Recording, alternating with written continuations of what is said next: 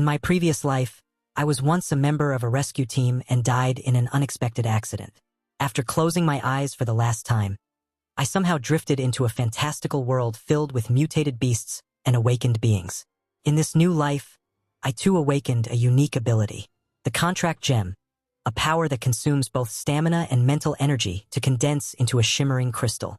As long as the target willingly accepts it, their life, soul, and consciousness will fall into the summoner's hands, becoming completely bound.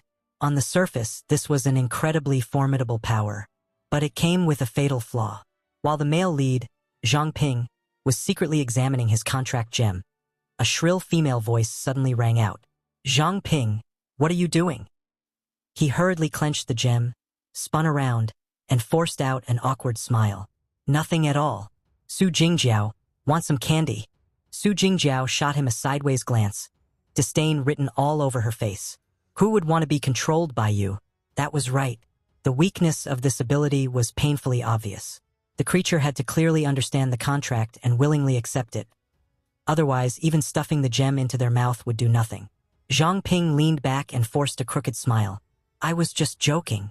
Inside, disappointment weighed heavily on him. The original owner of this body had nearly fainted from anger over this useless ability. If not for the mental resilience carried over from his previous life, this fragile body would have collapsed long ago. Seeing Zhang Ping's gloomy expression, Su Jingjiao suddenly grabbed his hair and yanked his head up, shouting to snap him out of it. "Don't give up so easily. This huge world must have something willing to be controlled by you." Zhang Ping blurted out, "Easy for you to say. Besides me, who else would agree?" Suddenly, a reckless idea flashed through his mind. "Wait, myself," Zhang Ping whispered excitedly. That's right, why hadn't he thought of this before? Without hesitation, he shoved the gem into his mouth, making Su Jingjiao's eyes widen in horror. "Hey, what are you doing?" Zhang Ping's body began to tremble. A strange azure energy surged from deep within, but it dissipated almost instantly like smoke. "So, it really doesn't work." Su Jingjiao panicked and rushed over, hugging him tightly while screaming. "Are you okay?" "I am fine." Only after hearing his reassurance did she finally relax. "Don't ever do that again. That was terrifying." A few hours later, Su Jingjiao stood up and said it was getting late and time to return to the dormitory. "Tomorrow morning I have to report to the patrol squad. You don't need to wait for me." Zhang Ping asked curiously, "You're really graduating already?" She turned her face away, her voice firm. "Yeah, I've mastered everything in the books. From now on, only real combat can help me improve." Zhang Ping nodded silently. Joining the regional patrol squad had always been her burning dream. Now she'd finally grasped the opportunity. She turned back, smiling brightly. "Don't be sad. Once you get stronger, maybe we can work together someday." Zhang Ping blushed, scratching his head awkwardly. "Haha, I'll probably just go back to farming." Though he joked, his heart ached over his useless ability. The academy had practically pushed him into becoming a farmer. Despite being childhood friends of the original host, this separation still carried a lingering sense of reluctance. He felt the urge to pull her into his arms just once. Lost in thought, Zhang Ping failed to notice a greenish shadow sneaking up behind him. It suddenly lunged forward, merging straight into Zhang Ping's body. Then, wrapped its arms around Su Jingjiao, pulling her into his chest. Even Zhang Ping was stunned, his mind screaming in chaos.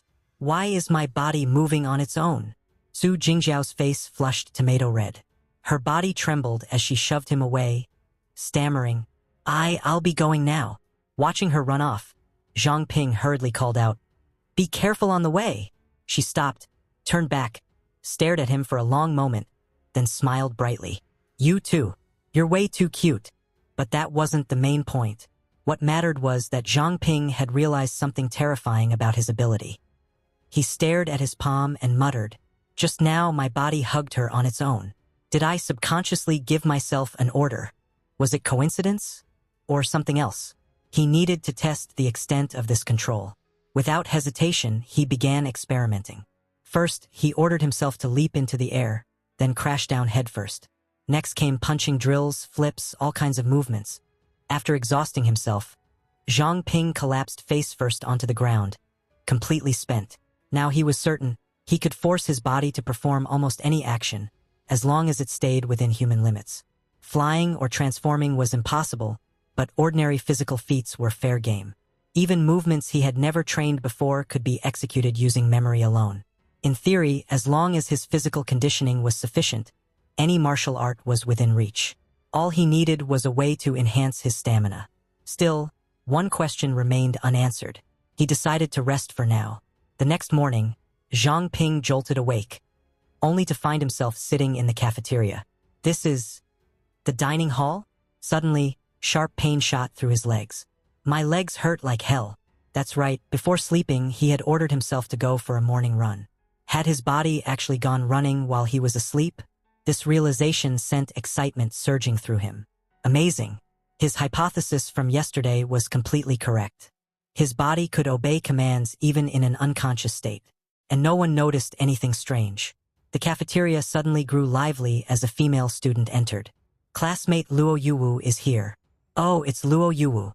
The school goddess Luo Yuwu. Good morning. Zhang Ping thought to himself. She was the school beauty, and she woke up this early too? Huh? What's that sound? Suddenly, his vision was drenched in crimson.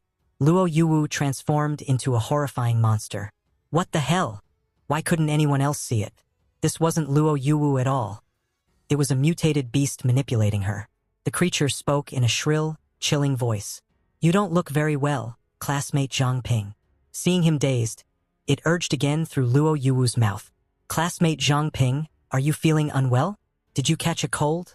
Staring at the horror behind her, Zhang Ping gave himself a command. Calm down. Stay calm. He stammered. And no, I'm fine. I just had a nightmare last night and didn't sleep well. I still have class later, so I'll be going now. He hurried away, moving as fast as possible. His behavior aroused the monster's suspicion. Was the scent of fear merely its imagination? On the way to class, Zhang Ping couldn't stop thinking.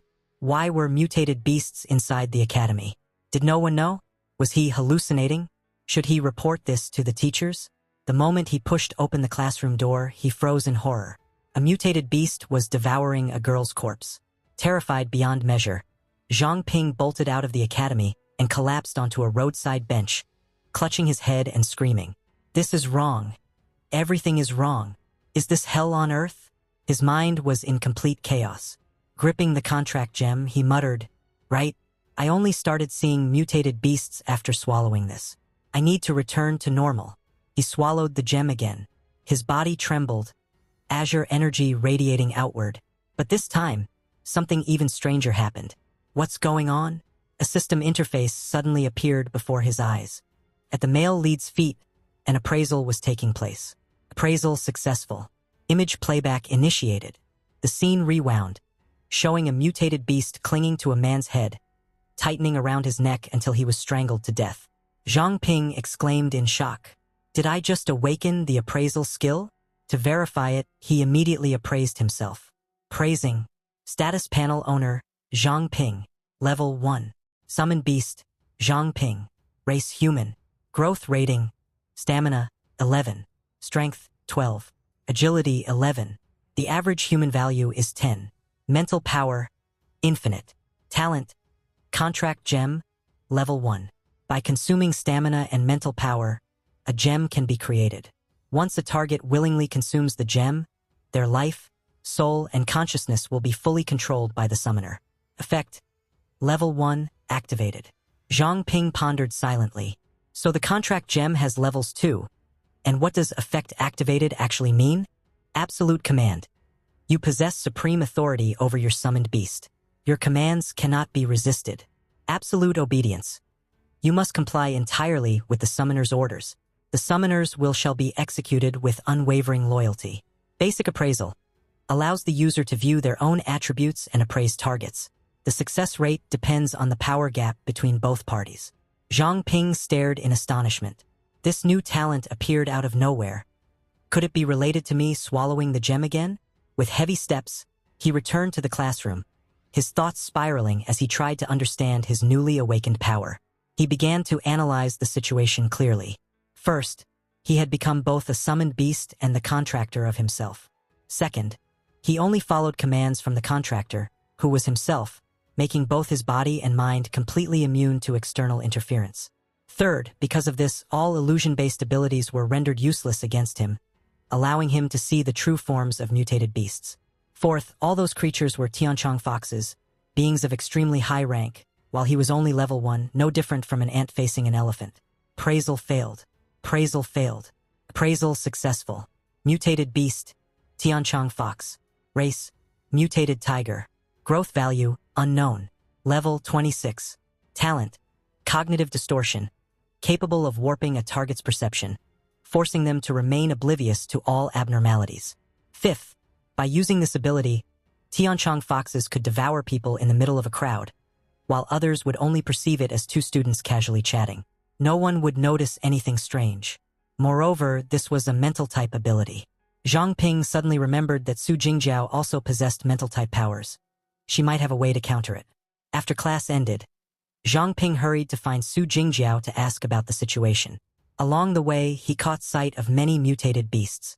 He secretly used appraisal and realized that even outside the academy, they were everywhere.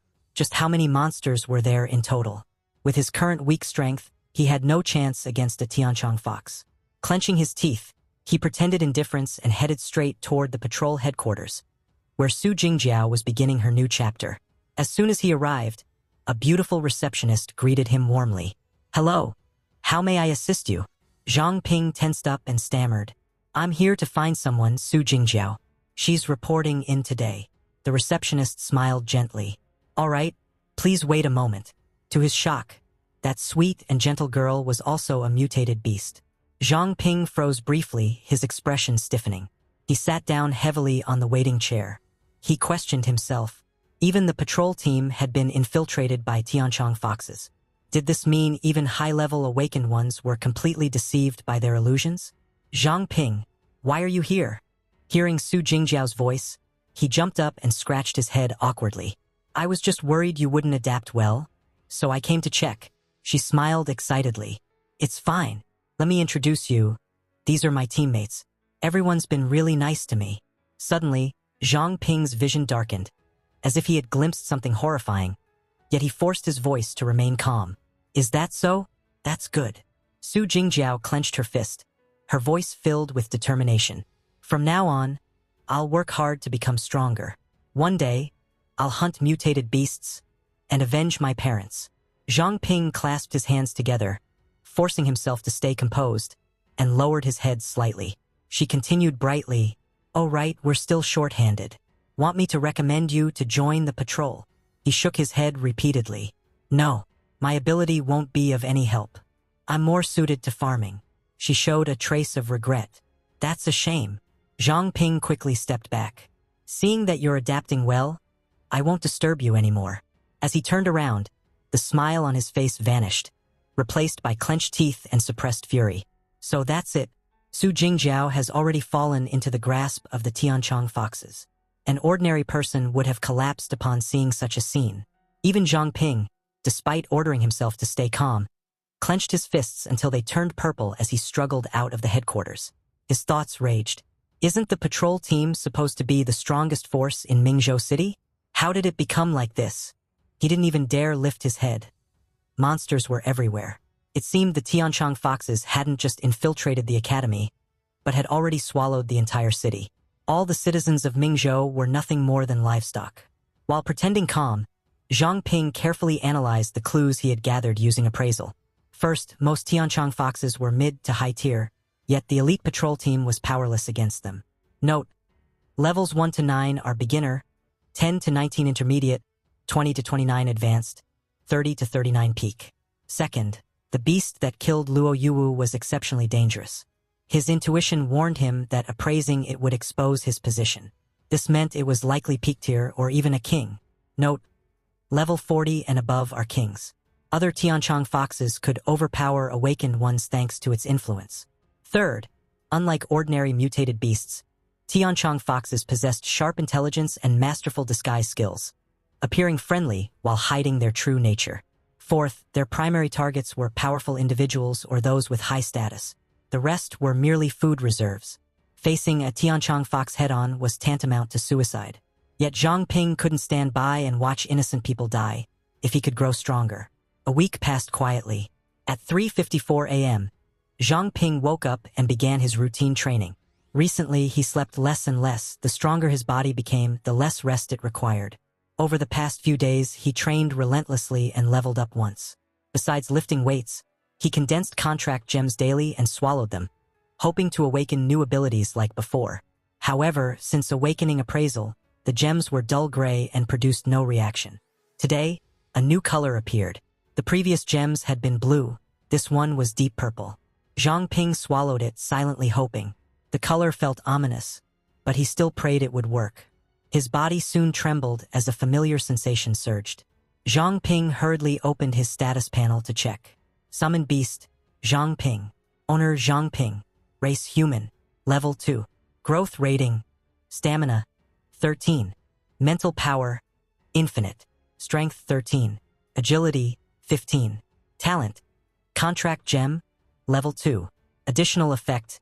Level 2. New Talent Awakened activated. Absolute Command / Absolute Obedience. Basic Appraisal. Night Stalker Basic. Grants enhanced night vision. Drastically reduces presence at night. Greatly increases movement speed. Reduces body weight. And allows complete concealment within shadows. Seeing the new talent appear, Zhang Ping cheered inwardly. So I really did awaken a new talent. From now on, I can investigate freely at night. Moreover, the contract gem had also leveled up, likely connected to his own level. Does that mean every time I level up, I'll awaken a new talent? If that's true, then I'm ridiculously overpowered. There was no time to waste. He needed to train immediately and test the effects of his new talent. With that thought, Zhang Ping activated Night Stalker and dashed outside. At the stadium, he ran while thinking deeply, noticing that his vision was even sharper than during the day. Suddenly, he spotted a faintly glowing object in the grass and bent down to pick it up. A ring? Curiosity surged. Zhang Ping used appraisal. Only on the fourth attempt did it succeed. Assassin Ring. When worn, living beings subconsciously ignore the wearer. High-level awakened individuals may resist the effect. At that moment, images of the ring's previous owner replayed before his eyes. Turned out to be Luo Yuwu the Tianchong Fox. So that man was the original owner of this ring? But in his eyes, Luo Yuwu must have appeared human. An enemy of the real Luo Yuwu. The man had barely rushed forward before being instantly killed by the Tianchong Fox. Zhang Ping felt disbelief wash over him. Impossible. Luo Yuwu was an orphan. Someone with that personality couldn't possibly have enemies. There was only one explanation. Besides himself, there were others in Mingzhou City secretly resisting these monsters. Within 8 seconds of thought, as Zhang Ping searched for more clues, a shrill voice of a Tianchong Fox suddenly echoed through the silent air. Who's there? Zhang Ping's heart sank as he cursed inwardly. In that critical moment, he hurriedly melted into the darkness. The Tianchong Fox rushed over at once, snarling angrily. The ring is gone. Someone was definitely here. It sniffed the area with its sharp senses, sweeping through every corner, yet detected no trace of breathing. How is that possible? Someone can hide from me? It must be an awakened one of at least mid-tier. Then it turned sharply and retreated in haste, muttering, I must report this to His Highness the Prince. Hidden behind a crooked wall, Zhang Ping let out a silent sigh of relief. So they deliberately left the ring here. Returning it now would only raise suspicion. He could only keep it for himself. At 5:36 a.m., dawn broke. Zhang Ping held the ring, examining it repeatedly, muttering to himself, earlier, thanks to the cover of darkness, Night Stalker and the Assassin Ring perfectly erased my presence. Power doesn't rely solely on oneself. It also depends on equipment. Outside the dormitory, hurried footsteps of Tianchong Foxes approached. At the same time, a strange voice suddenly sounded beside him, throwing Zhang Ping into panic. Zhang Ping, Zhang Ping. Who is that? Hide. Who's speaking? At that moment, Su Jingjiao's soul silently appeared, wrapping her arms tightly around Zhang Ping and pleading urgently, They're here. A group of fairly high-level Tianchong Foxes stood ominously outside his room. They stormed in and immediately saw Zhang Ping curled up, sleeping soundly on the bed. One of them extended its sharp claws and growled, Is it him? Kill him. As the words fell, it struck with a lethal blow aimed at Zhang Ping. Just as the claws were about to touch Zhang Ping's head, they suddenly stopped. The creature felt no emotional disturbance at all. If this trash were the escaped prey, he would be struggling desperately. Besides, I don't sense the aura of the ring. He's just the decoy wearing Luo Yuwu's face. The true one is His Highness the Prince. One subordinate asked, "Your Highness, why not kill him? He usually goes for morning runs, but today he didn't. That's suspicious." The prince replied coldly, "It's not him. He's worthless." A terrifying pressure erupted from his body as he growled, "Do not waste food unnecessarily." All subordinates knelt and shouted in unison, "Yes." Thus, Zhang Ping narrowly escaped death, all thanks to the prince's obsession with conserving food. A few hours later, Zhang Ping finally opened his eyes. Fear still lingered on his face as he sat up, took out the ring, and muttered, "That was way too dangerous. Scared me half to death. I even forgot that I run every morning. Good thing I ordered my body to stay in deep sleep, no flaws exposed." Come to think of it, I heard Su Jingjiao's voice earlier. Was that an illusion? Why am I being sentimental? Getting stronger and avenging her is what matters. In short, to avoid suspicion, I'll pretend to live normally for now. That noon, in the academy cafeteria, students began whispering excitedly. "Hey, did you hear? Near our school today, the patrol team found a corpse cut clean in half. And that corpse was He Zixing, the infamous top assassin of Mingzhou City. The former city lord was gravely injured by him and eventually died when old wounds relapsed." Zhang Ping listened and thought silently. Cut in half. Could that be the man in white? Even the #1 assassin was killed so easily. Luo Yuwu's strength was truly unfathomable. Displaying the corpse publicly, was that meant as a warning to forces opposing the Tianchong Foxes? If so, they would surely tighten security. I need to find some equipment to protect myself. After class, I'll check the blacksmith shops. After school, Zhang Ping went out searching for smithies, but every shop owner turned out to be a Tianchong fox. He frowned inwardly. It seems all blacksmith shops in the city are already under their control. Appraisal failed. Appraisal failed. Appraisal failed. Zhang Ping's heart sank slightly. As expected, these Tianchong foxes were deliberately concealing their true identities. With the power gap too wide, even appraisal could no longer penetrate their disguises. It was clear now. Mingzhou City's weapon supply was firmly under the monster's control. If he wanted equipment, relying on public blacksmiths was no longer an option. Zhang Ping narrowed his eyes. Looks like I'll have to find another way, whether it meant scavenging from the battlefield, stealing from the monsters themselves, or seeking out hidden awakened individuals like the assassin earlier. He could no longer remain passive. The city had already become a hunting ground, and from this moment on, Zhang Ping decided he would become a hunter as well. Appraisal failed. Appraisal successful. Suddenly, the system issued a new notification. Appraisal successful 100 times. Basic appraisal has advanced to intermediate appraisal. Zhang Ping was stunned. So after upgrading, I can now see an opponent's growth value? Mutated beast, Tianchong fox. Race, mutated tiger. Growth rating, tier, intermediate mutated beast. Level 15. Talent, cognitive distortion. Alters the target's perception, forcing them to remain unable to recognize abnormalities. Seeing Zhang Ping staring into the shop, the man inside called out, "Hey kid, come in and take a look." Zhang Ping refused and turned away. "No thanks." Inside, he thought the urgent priority is finding a shop that isn't under their control. As he approached Iron Soul Forge, he suddenly heard voices inside. "I've got top quality goods here. Look at the patterns, the shine. These aren't easy to come by. If you want to buy, I'll try to give you the lowest price possible." The old man replied, confused. "Huh? What did you say?" "My daughter is waiting for me to eat." As he spoke, he puffed smoke into the man's face, provoking an angry shout. "You damn old man, are you deaf?" Just then, Zhang Ping stepped into the shop, picked up the sword, and appraised it. The man immediately snapped. "Who the hell are you? You little brat. How dare you touch my stuff?" Appraisal result. A beautiful one-handed sword. Average quality. Looks impressive but useless. Previously broken and poorly repaired. As the man tried to snatch the sword back, Zhang Ping panicked and shouted, "Wait! This sword will break." Before he could finish speaking, the blade snapped clean in two. The man exploded in rage, unleashing his power and roaring, Bastard! You ruined my deal. Do you know who my father is? Lightning surged violently through his body, ripping his clothes apart. He bellowed again. My father is a direct disciple of Master Ma from the Xingyi Martial Hall. As he finished speaking, the man darted around Zhang Ping like a bolt of lightning, creating countless afterimages. Each illusion struck like a real body, any hit would deal damage. Faced with such terrifying speed and power, there was only a smack. A crisp, clean slap echoed through the shop.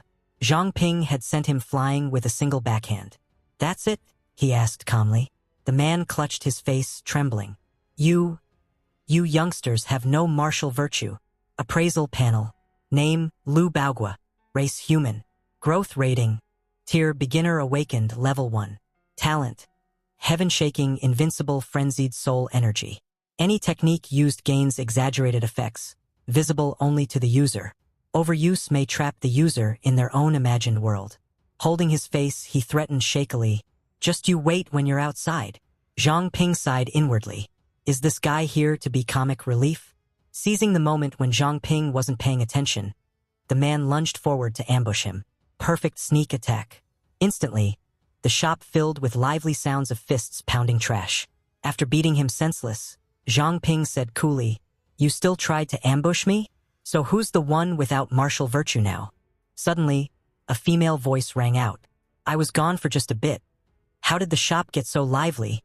Will you leave on your own? Or do you want me to escort you?" As she spoke, the girl cracked her knuckles repeatedly. The man turned pale, immediately bent over, bolted out, and screamed, Sorry." Zhang Ping thought, "Guess I'll check another forge." Before he could leave, the girl blocked his path, pressed him against the wall, and said, "You stay. We need to talk." Seeing her, Zhang Ping grew tense. Could she be a Tianchong fox too? Stopped by a beautiful young woman. He froze, sweat pouring as he stammered. About what? Exactly? She leaned close, whispering softly, "I'm just a weak, single woman, busy surviving every day, taking care of my uncle who lost his mind after his daughter went missing. I think you're healthy, and your character isn't bad. How about?" Zhang Ping's face flushed red as he replied awkwardly.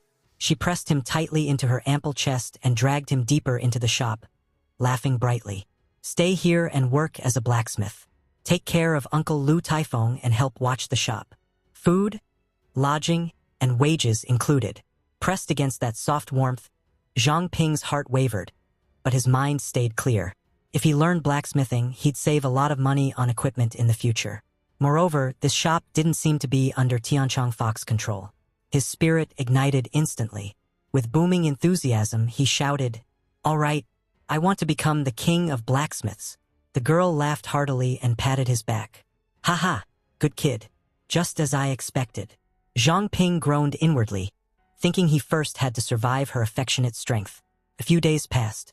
Inside Iron Soul Forge, suggestive sounds echoed non-stop, making listeners blush. Stronger, stronger still, little brother Zhang Ping. Panting and drenched in sweat, Zhang Ping asked while working, "Sister Thursday Kwong, is this really okay?" She replied casually, "It's fine. No one can see. Feels pretty good, doesn't it? Hey, what are you thinking about? Take your hands off and focus." At that moment, Sister Thursday Kwong was seriously instructing Zhang Ping in forging techniques. She explained enthusiastically, "This is our exclusive technique, the dough kneading forge method. Like kneading dough, you massage the materials until they fully merge." After speaking, she turned and said, "Wait here. I'll get the molds from the storage room. The fuel is in the barrels beside you. Don't let the fire go out." "Yes." After she left, Zhang Ping panicked. "Oh no, the fire's dying." He glanced at the two nearby barrels. "Are both of these fuel?" One contained chain-refined serpent scales, the other charcoal. Zhang Ping didn't hesitate. "Whatever. Just throw everything in." He dumped both barrels into the furnace and continued stoking the flames. The moment the materials hit the bottom, the forge exploded with violent reactions. Flames erupted from deep within, temperatures soaring into the thousands, scorching the air itself. Zhang Ping froze, his body stiff. "Am I done for?" Suddenly, a grotesque head emerged from his chest, actively devouring the raging inferno. The searing heat racked Zhang Ping with unbearable pain. He clutched his chest and screamed, "Aya!" In an instant, the flames were completely absorbed. Only drifting smoke remained around the forge. Coughing violently, Zhang Ping muttered, "The fire's out?" Yet waves of intense heat surged through his heart. He clutched his chest again, roaring, "So hot!" Appraisal. Appraisal successful. Beyond his basic stats, Zhang Ping's growth rating increased by 1 star. He pondered silently. If growth value had risen again, then combined with what just happened. Correct. Contract gem, level 3. By consuming stamina and mental power, items can be created. Once a target willingly consumes the gem, their life, soul, and consciousness will be controlled by the summoner. Night Stalker, basic, plus 1 star. Grants night vision, greatly reduces presence at night, significantly increases movement speed, reduces body weight, and allows complete invisibility while within shadows. Zhang Ping analyzed silently. Awakening new talents increased his growth value, while upgrading existing talents consumed it. For example, appraisal had consumed growth value. Intermediate appraisal, minus 1 star, allows viewing of one's own detailed attributes and appraising targets. The success rate depends on the power gap between both sides. Zhang Ping murmured to himself, "As long as I keep awakening new talents, my growth value is effectively infinite." New talent, Fire Devourer, basic, plus 1 star. Allows the user to consume flames and convert them into fire elemental energy stored in the body. This energy can be released at any time until depleted. Current fire elemental energy, 100/1. Zhang Ping frowned in confusion. But others' growth values clearly have limits. Could it be that only I can awaken multiple talents? So earlier, Fire Devourer absorbed the blaze? Also, I reached level 3 this morning and consumed a level 3 contract gem. Why did its effects only activate in the afternoon? Does it require some special condition? As his thoughts spiraled, Sister Thursday Kwang suddenly rushed in, her voice filled with concern. "What happened? What's going on in here?" She immediately grabbed Zhang Ping's hand in panic and shouted, "Wait! Don't tell me you threw chain-refined serpent scales into the furnace. That thing explodes. This is my fault. I forgot to warn you." Zhang Ping stammered, "Sister Kwang. The repair costs." She cut him off at once. "What are you talking about? It's good enough that you're safe. But how did you put out that fire? Flames caused by serpent scales aren't easy to extinguish." Zhang Ping hesitated, unable to explain. It's a long story." She glanced at the materials and exclaimed in shock, "Whoa, this blend is incredible. This kind of fusion requires extremely high temperatures. Kid, you really do have talent. The Academy truly misjudged you. With your current performance, you're more than qualified to enter the 3 major organizations." As she spoke, she poured the materials into a mold. Zhang Ping asked curiously, "Sister Kwang, everyone always talks about the patrol team and the investigation team as 2 of the major organizations. So what's the third?" While quenching a dagger in water, she replied, "Mingzhou City does have a 3rd organization, but no one knows its name, nor what it does." "Oh right, little brother Zhang Ping. You wanted equipment before, didn't you? If you don't mind, take this." Receiving the dagger, Zhang Ping immediately appraised it and exclaimed, "A dagger this good must be really expensive. Weapon, beauty's tier. Quality, excellent. Forged from cold iron. Can easily damage mid-tier mutated beasts. Level 10 to 19 and below." Thursday Kwang nodded. At market price, it's probably worth around 100,000. Hearing that staggering number, Zhang Ping froze in shock. 100,000? That's 3 years of wages. He shouted, "Oh my God. How could a poor guy like me receive something like this?" Thursday Kwang laughed warmly. "Ha ha. Consider it a reward for your progress. I still have a mission, so I'll head out. But are you really okay not going back to school?" Zhang Ping replied calmly, "Don't worry. I already completed my graduation procedures." "Good. Take care of the shop owner, he's a bit senile. Don't let him open the shop." With that, she turned and left. Zhang Ping felt uneasy. Although the shop's closure had avoided the Tianchong Fox's attention, the commotion earlier was huge. It might draw them here. As dusk fell, he activated Night Stalker and began secretly patrolling the area. In a nearby park, a young girl was playing cheerfully. But in truth, she was a Tianchong fox. Race, mutated tiger. Level 3. Growth rating, tier beginner mutated beast. Talent, cognitive distortion, alters perception and prevents targets from noticing abnormalities. Zhang Ping calculated silently. This was the lowest level Tianchong fox he had encountered so far. They were both level 3. With proper equipment, he might be able to kill it. Although the patrol team inside the city had completely collapsed, the investigation team outside the city might still be intact. If he handed over a Tianchong fox corpse, it could draw the attention of higher-ups. Just as Zhang Ping prepared to act, his arms suddenly froze solid. A cold voice echoed behind him. "You plan to attack a child? Don't move or I'll kill you." Terrifying pressure surged from behind, paralyzing Zhang Ping completely. Even with the assassin ring and Night Stalker active, he had been detected. This person's rank was undoubtedly very high. Zhang Ping had been about to kill a level 3 Tianchong fox disguised as a little girl when his entire body was frozen and a threatening voice sounded. "Withdraw your killing intent." Zhang Ping realized silently, this woman was far stronger than him. Even his Night Stalker talent combined with the assassin ring had been completely suppressed. She continued coldly, "If you don't want to die, come find me at the orphanage's training ground." Zhang Ping was stunned. The orphanage's training ground? Then she vanished. After speaking, the ice crystals and her figure dissipated like smoke. Zhang Ping thought to himself, "She's not allied with the Tianchong foxes. Otherwise, I wouldn't have had a chance to explain." After some time, Zhang Ping went to the meeting place on his own. The orphanage was vast. When he was young, he often trained 8-step fist in the nearby park. So he had nicknamed it the orphanage training ground. Only then did realization strike him. Did that woman know him? Otherwise, how could she know his secret? As Zhang Ping slipped inside, his thoughts raced. Not only had she been watching him, she had intervened the moment he tried to act. She definitely had a purpose in bringing him here. Just then, a mutated beast suddenly appeared in front of him, startling him badly. There are mutated beasts even in the forest? He immediately activated appraisal. At once, the system displayed detailed information. Mutated beast status panel. Armored venom-tailed rat. Race, mutated rat. Growth rating, mutated beast tier beginner level 5. Talent, venomous tail. It has a venom sac inside its body and can secrete poison through bone spines at the tip of its tail. Seeing its level, Zhang Ping worried silently. This venom-tailed rat is 2 levels higher than me, but it's cautious. If I back off slowly, I might escape. But then he hesitated. No, he couldn't retreat. If he didn't deal with it now, the orphanage kids who came to play in the park tomorrow could be in danger. It's only a beginner mutated beast, and I have the gear Sister Thursday Kwang gave me. Zhang Ping immediately drew his weapon.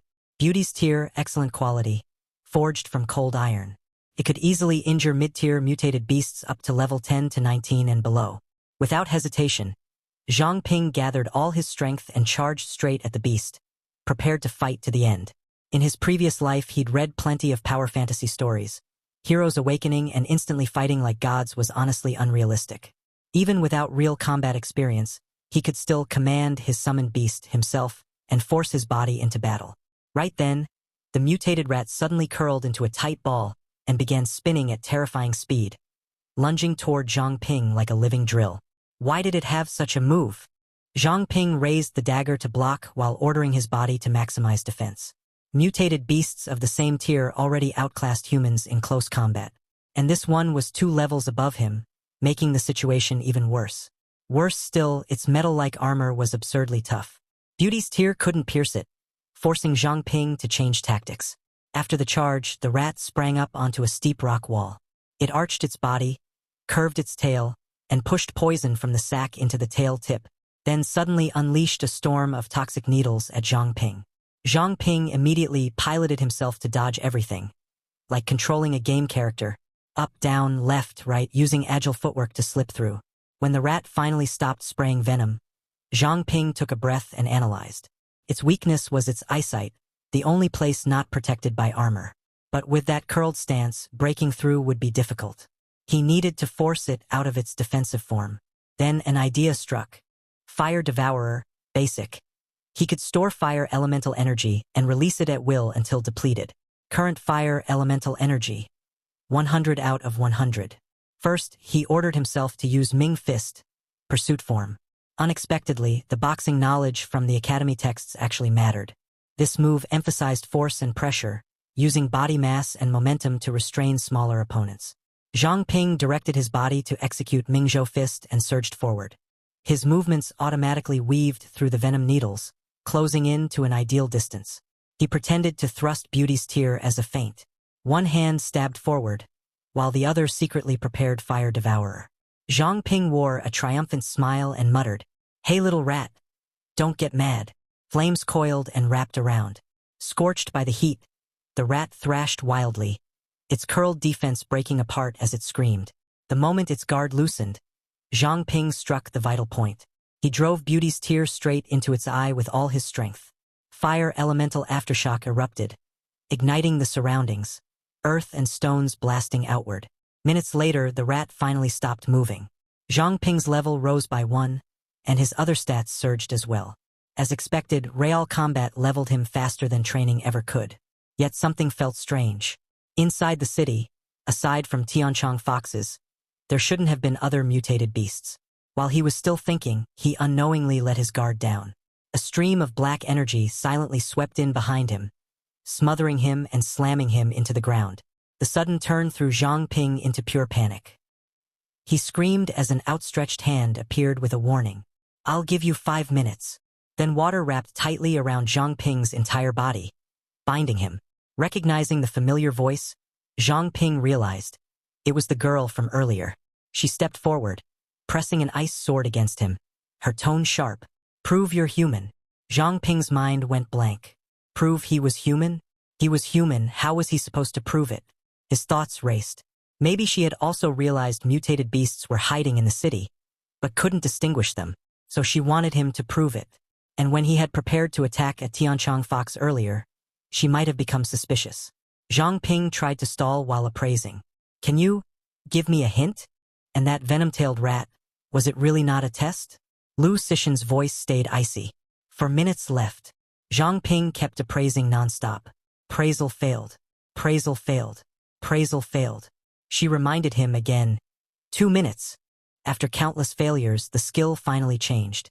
Appraisal failed 999 times. Intermediate appraisal has advanced to advanced appraisal. Advanced appraisal can appraise the target's affiliation/faction. System notification. Appraisal successful. Status panel. Name Lu Sishan. Race human. Affiliation. Cleanup squad. Growth rating. Tier. Advanced awakened. Level 28. Talent. Water element control. By drinking water, she can store water elemental energy. She can freely control water elemental energy around her and within her body. Zhang Ping was stunned. So strong, level 28. No wonder she was so hard to appraise. Even Night Stalker and the Assassin Ring were useless against her. Cleanup squad? He'd never heard of it. Could this be the mysterious third major organization beyond the patrol team and investigation team? Lu Sishan grew impatient. 1 minute. Zhang Ping panicked. Wait. He started reasoning quickly. She called this little park the training ground. Then, "You're from the orphanage too, aren't you?" He recalled the appraisal, Lu Sishan, human, cleanup squad. But he didn't remember anyone named Lu Sishan in the orphanage. If she came from there, she must have changed her name. So he began guessing names at random. Lu Tu-run, Lu Yi-shou, Lu Student, Lu CCI. When he said Lu Cici, Lu Sishan visibly flinched. It was subtle, but Zhang Ping caught it. Her ice blade even grazed his neck. She threatened, "That doesn't prove you're human." But Zhang Ping focused on her reaction. So she really was Lu Cici. She was 3 years older than him. When he enrolled at Mingzhou Ability Academy, Lu Cici had already graduated and joined the investigation team. If he could say something only the two of them would know. Memories flooded back. A white-haired girl instructing a bowl-cut little boy.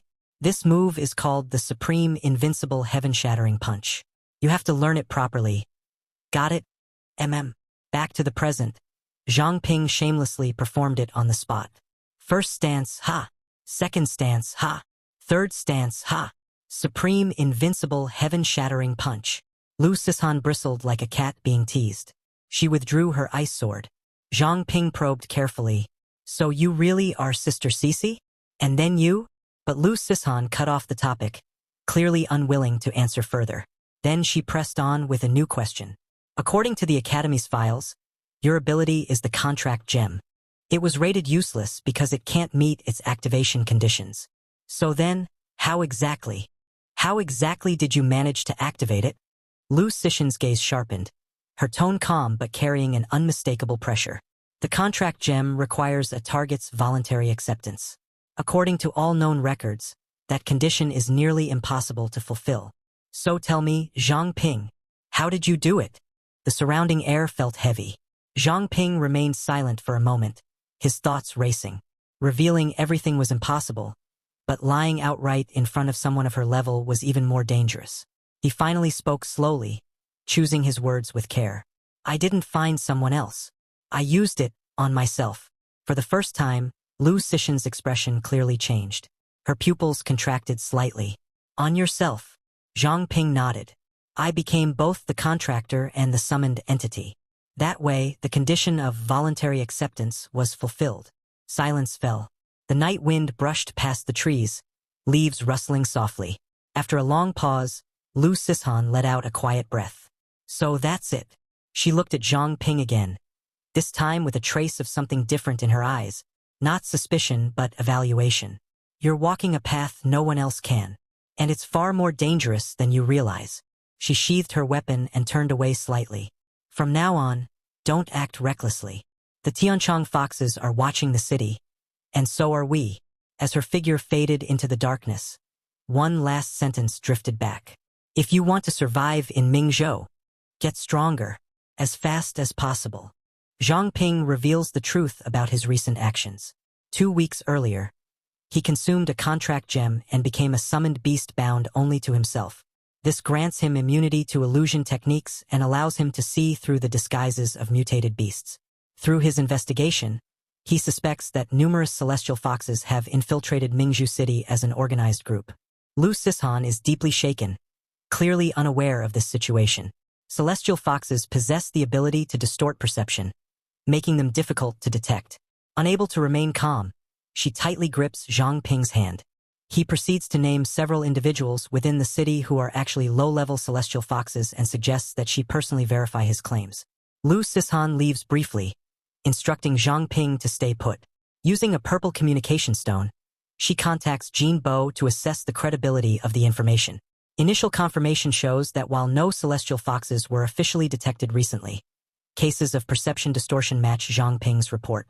A young man with golden eyes appears on the scene. Jin Bo explains that he has secretly sent people to apprehend nearby suspects. Suddenly, an explosion erupts behind them as teammates rush back with urgent news. The breakfast shop owner has gone berserk after being taken out of the city and launched a counterattack. A woman with blood-red eyes charges toward them. The transformed shop owner attacks, but Jin Bo responds decisively. Channeling immense power, he delivers a fatal blow, killing the celestial fox instantly. Her human disguise collapses, revealing her true form. This confirms Zhang Ping's intelligence.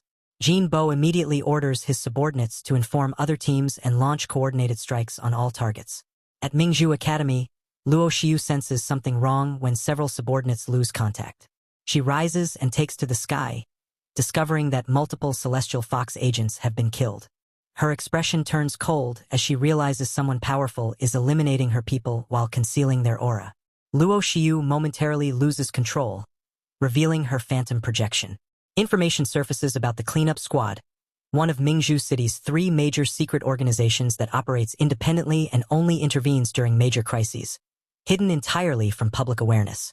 The cleanup squad consists of elite awakened individuals, most above level 25.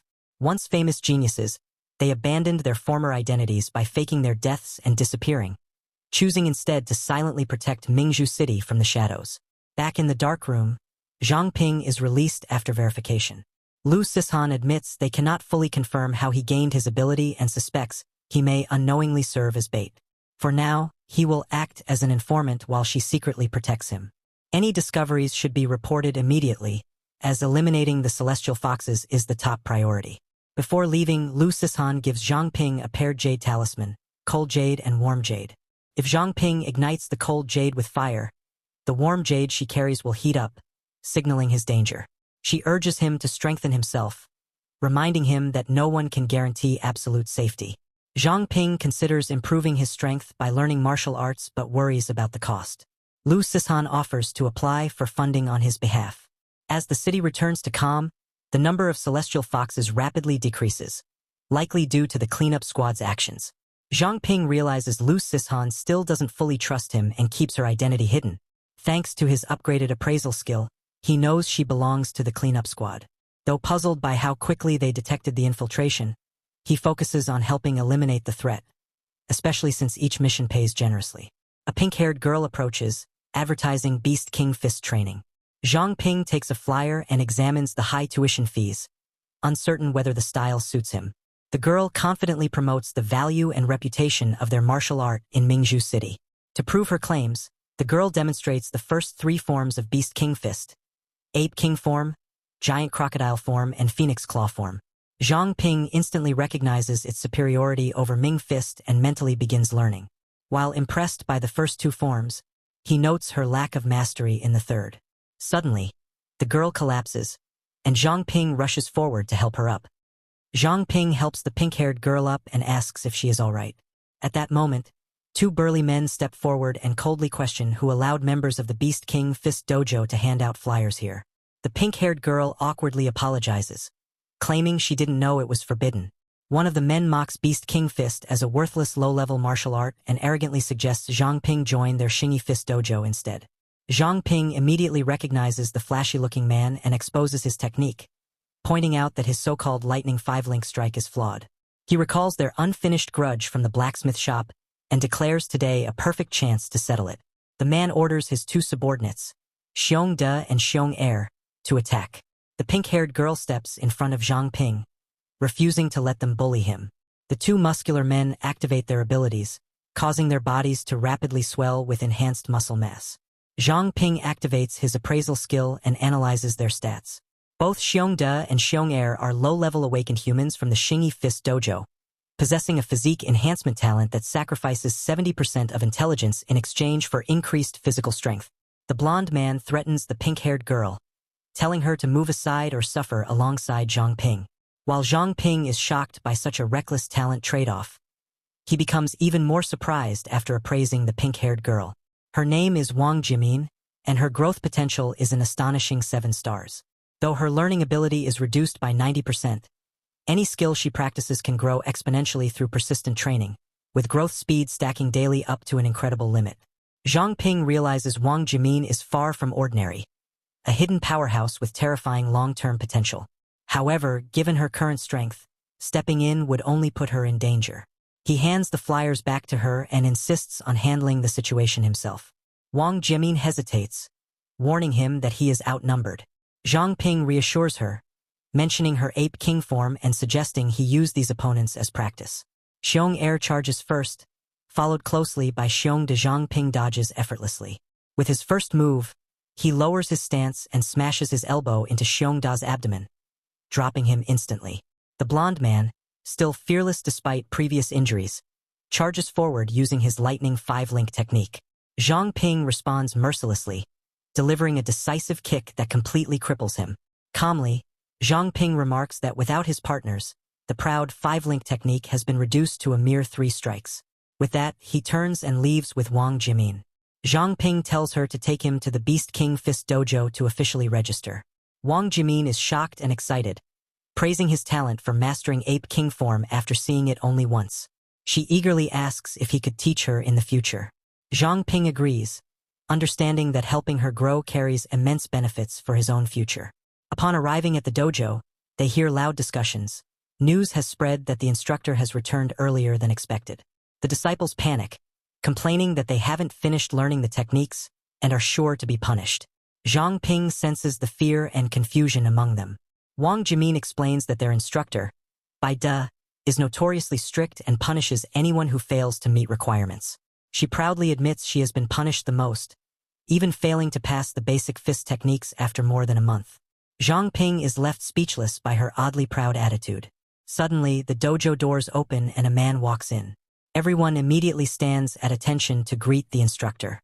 Wang Jimin urges Zhang Ping to quickly line up. Bai De, though elderly in appearance, exudes overwhelming pressure and authority. He loudly orders everyone to stand straight, threatening severe punishment for improper posture. Zhang Ping secretly appraises Bai De and is shocked by the results. Bai De is a high-level awakened expert at level 25, possessing a terrifying talent that allows him to transform his body into stored beast forms. Currently, he has saved wolf and berserk lion forms. Zhang Ping realizes Bai De's strength rivals even Lu Sishan. Bai De seems to notice Zhang Ping's gaze and walks toward him, coldly identifying him as the young man who defeated members of the Xingyi Fist dojo the previous day. When Zhang Ping responds fearlessly, Bai De suddenly attacks without warning. Zhang Ping narrowly dodges as Bai De continues his relentless assault, forcing him to evade continuously. Zhang Ping complains that the instructor attacked him without warning, especially when he is still a newcomer.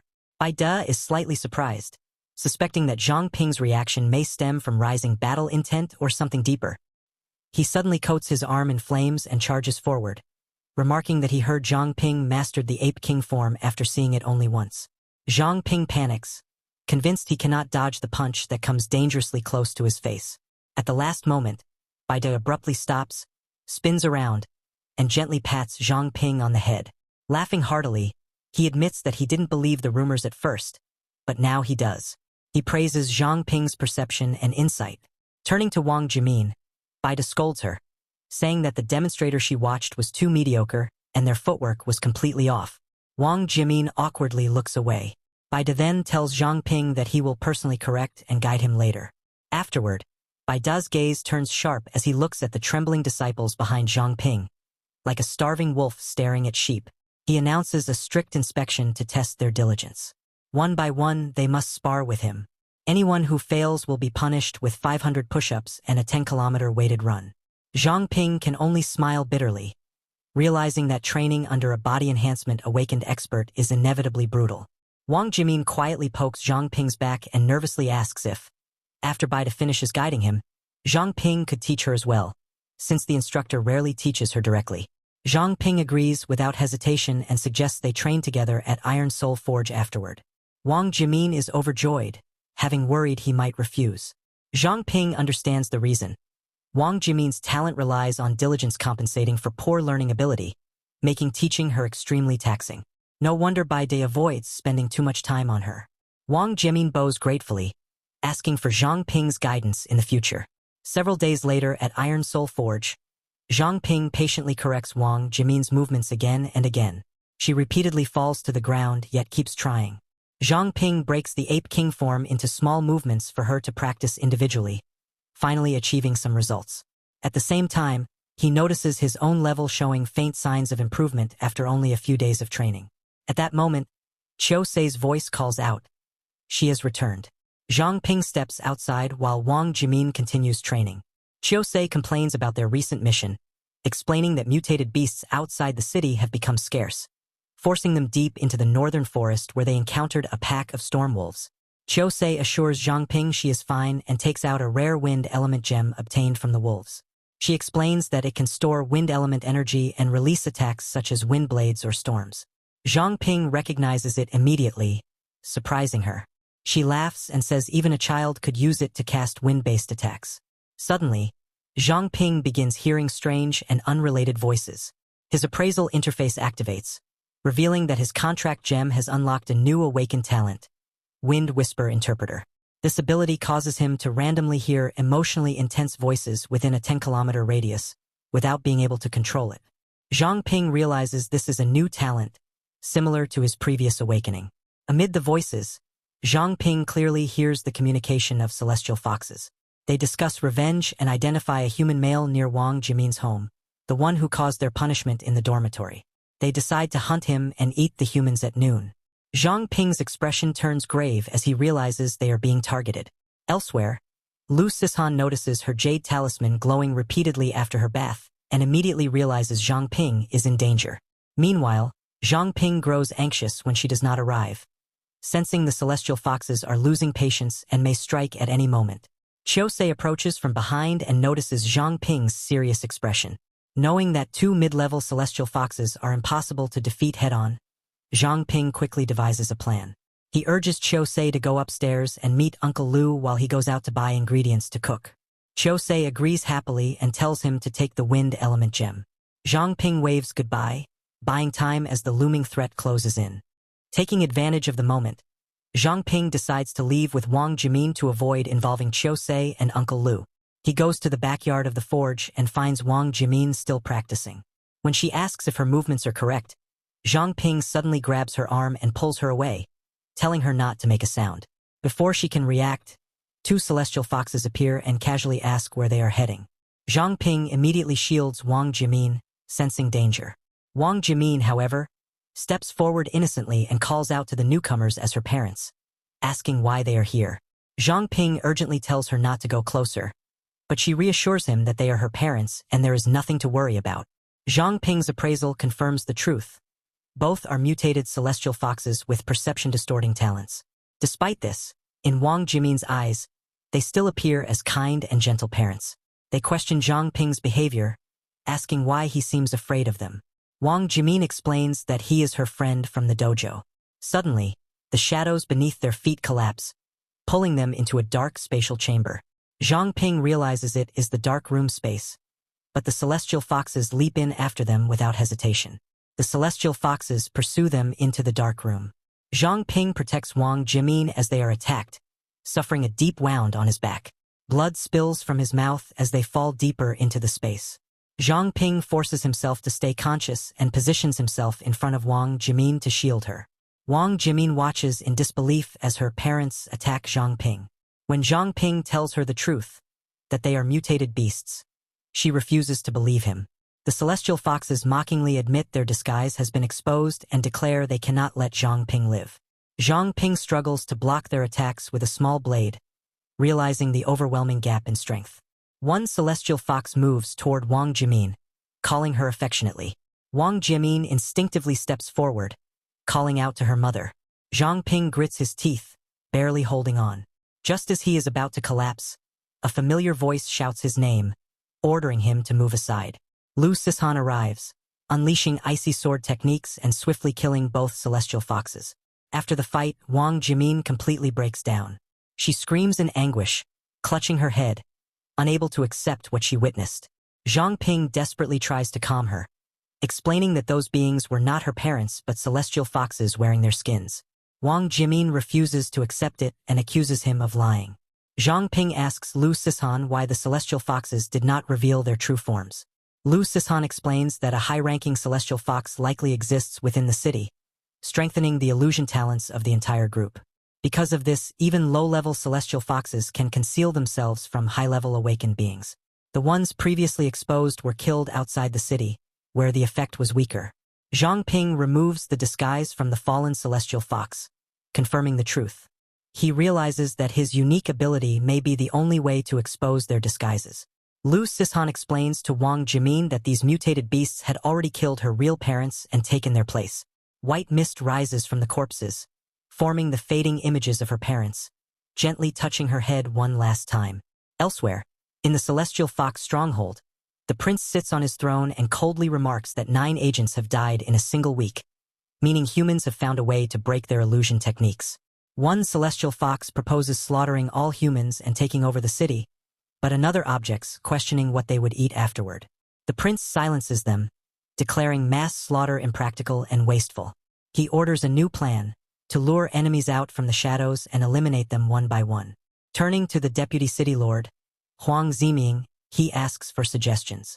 Huang Ziming bows and proposes drawing other races into Mingzhu City to create chaos, allowing them to eliminate powerful enemies in the confusion. The prince questions how Huang Ziming can be certain that humanity's strongest forces are still hiding within Mingzhu City. He explains that besides the patrol and investigation teams, there is a third major organization.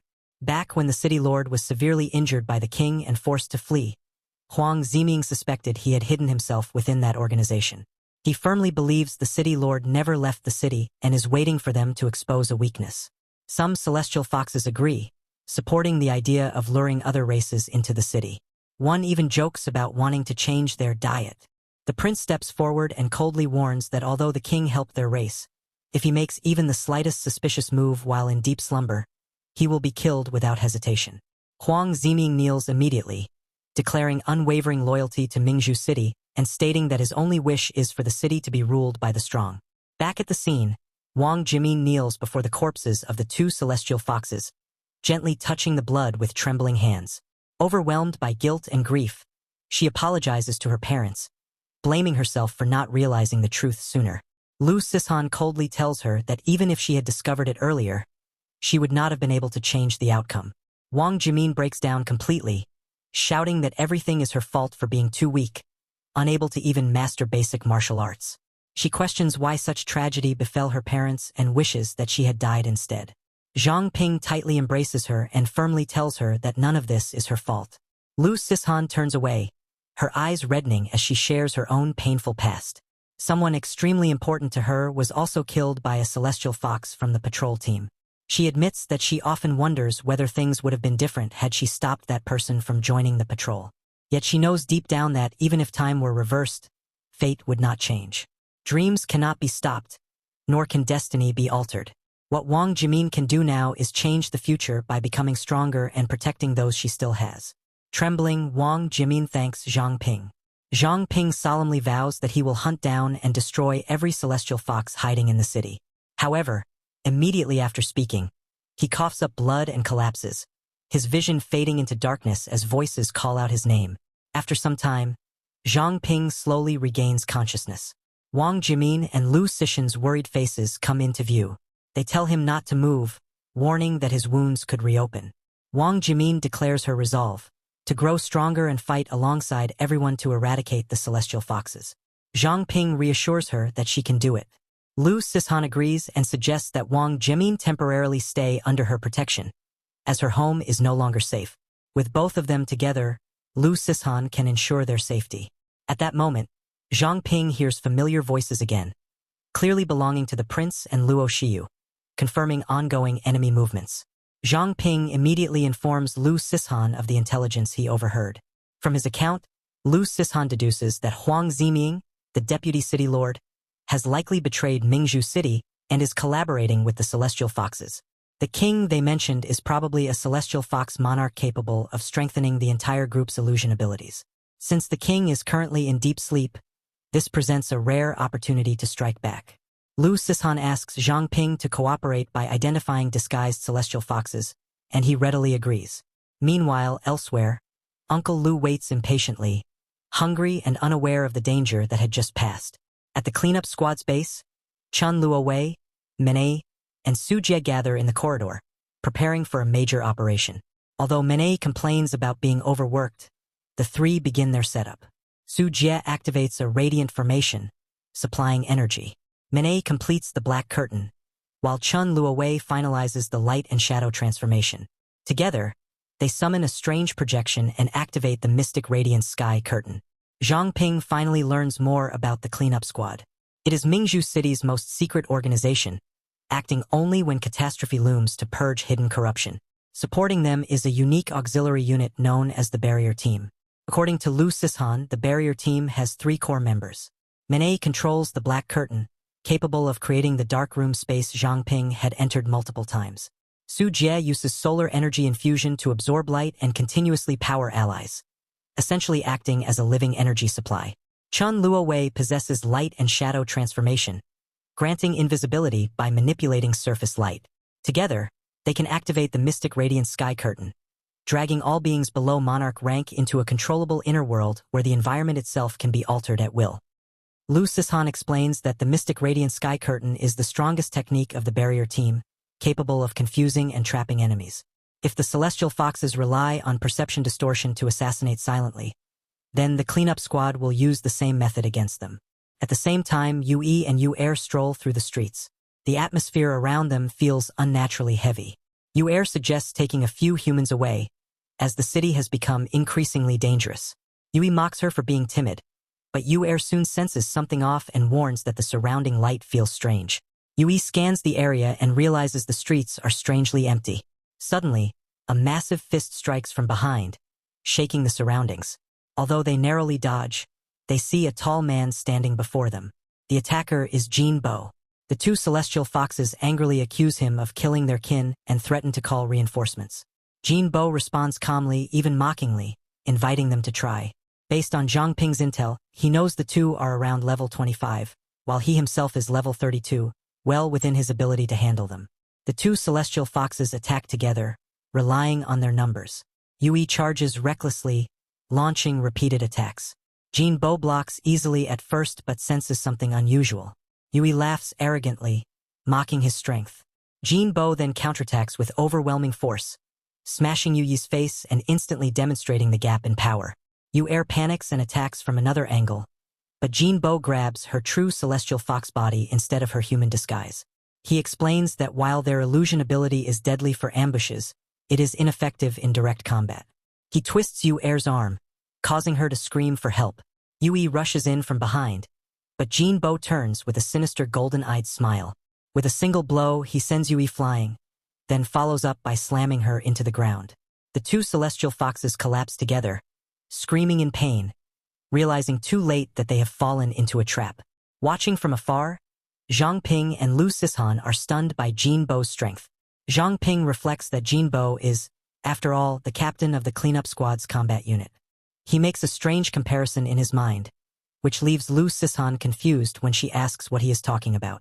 Outside the illusion space, the city remains peaceful. Suddenly, Lu Sishan receives an urgent report. Mutated beasts outside the city are gathering and causing unrest for unknown reasons. If they rush into the city now, the sky curtain will be placed under heavy strain.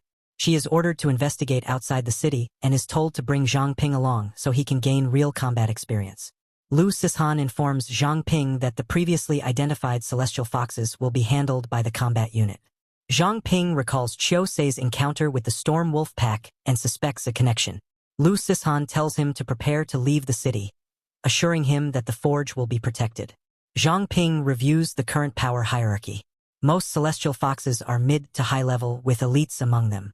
Jin Bo stands at level 32, while the celestial fox king could be a terrifying monarch-level existence far beyond human limits. Mutated beasts have no upper cap in growth, making the threat even more severe. Suddenly, Zhang Ping's system flashes an emergency alert. His Fire Awakener energy has dropped to half. Panic surges through him as he realizes his earlier battle drained too much power. Before he can react, countless white rabbits with ferocious expressions slowly advance toward him. A massive alpha rabbit roars, bearing sharp fangs. As fear grips him, Zhang Ping frantically searches his pocket and shouts in relief that he still has enough energy to activate the Jade Talisman. The moment he pulls it out, the horde of rabbits charges like lightning. Zhang Ping panics, his mind filled with a single thought: run at all costs. While fleeing, he desperately shouts for Lu Sishan's help. The jade pendant in his hand flickers with faint flames. Suddenly, four white rabbits block his path, their faces filled with murderous intent. When he looks back, he is horrified to see the rest of the rabbit swarm closing in from behind. His legs stiffen, as if rooted to the ground. The white rabbits tighten their encirclement, forming a deadly ring. Zhang Ping sighs in despair, realizing he is in serious trouble. At that moment, the rabbits fire acid bullets from their ears, eerie green light illuminating the area. He curls up in fear, shielding his head with his arms and clothes, bracing for impact. Strangely, no pain comes. A thick water barrier suddenly forms behind him, blocking the acid barrage completely. Zhang Ping immediately recognizes the familiar water element flow. It is Lu Sishan.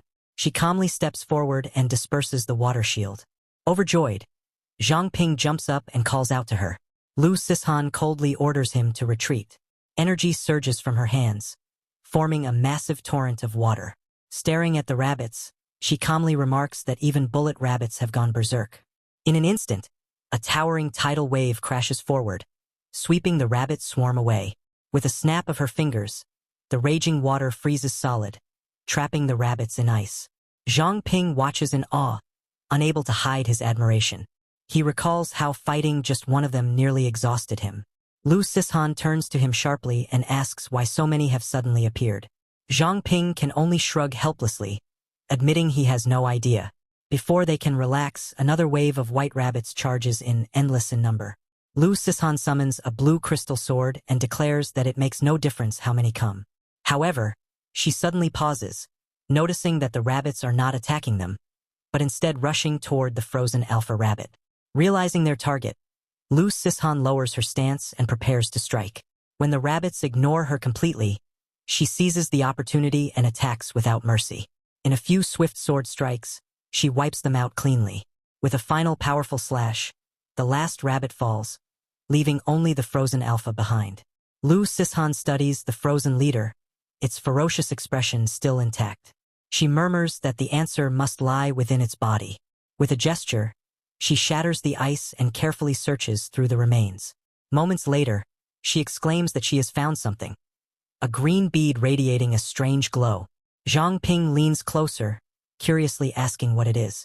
Lu Sishan explains that it is a soul-luring bead, a tool created by an organization to control mutated beasts. She identifies the source as the Chu beast-taming clan, known for manipulating ferocious creatures. She explains that the bead emits a special scent detectable only by low-level mutated beasts, drawing them into a frenzy. Beasts that consume it lose their intelligence and become forcibly tamed. This explains the alpha rabbit's abnormal aggression.